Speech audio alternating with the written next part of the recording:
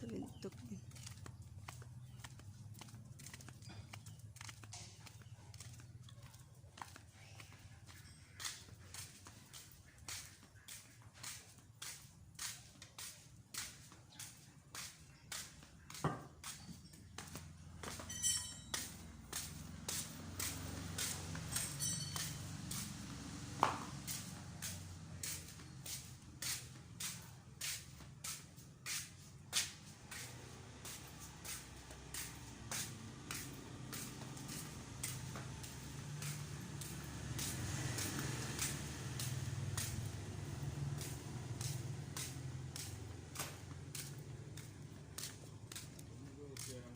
ที่นี่มานอนเล่นกับลูก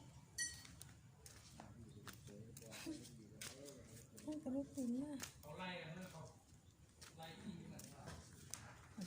คนละอันแต่คนละอัน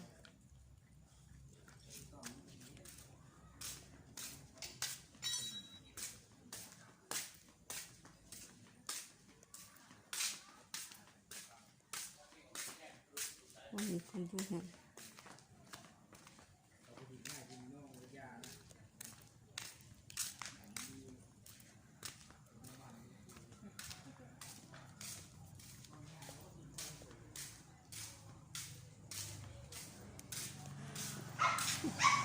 เนี่ยก็ได้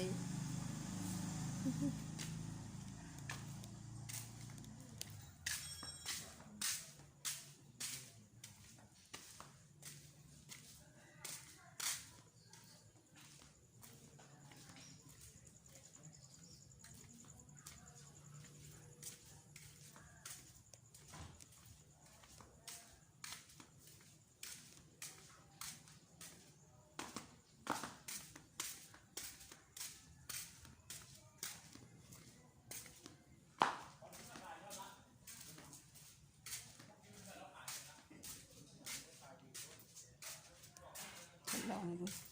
ดื่มได้หนึ่งเรามาออกกำลังกายให้ดี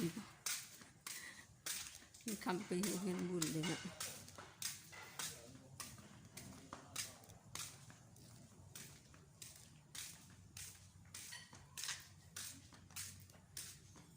คือเป็นสเล่งคือเมาสากับไป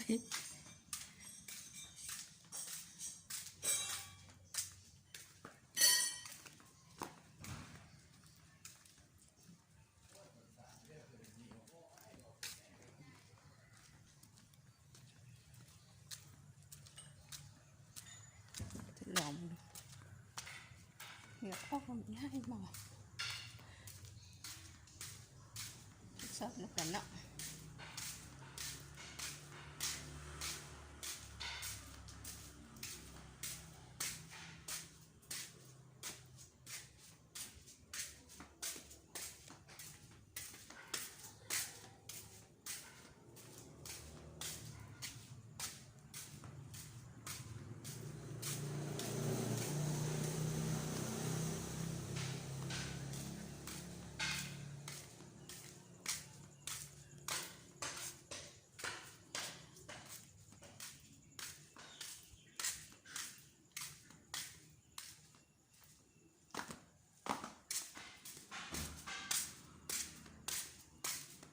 เดี๋ยวนี้คันถ้านอนไม่นอนหลับดี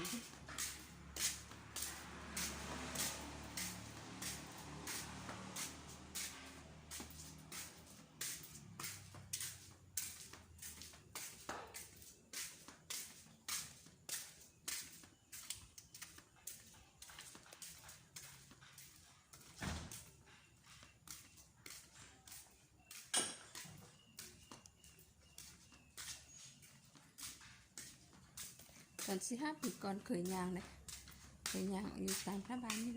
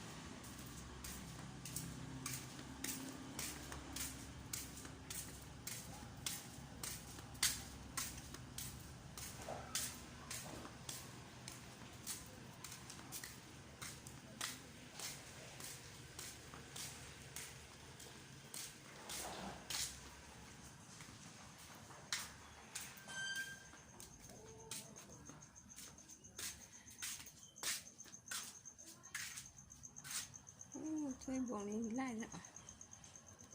สำหรับคลิปนี้ขอลาไปก่อนเด้อช่วยกดไลค์กดแชร์กดติดตามเป็นกำลังใจในการทำคลิปต่อไปเนาะ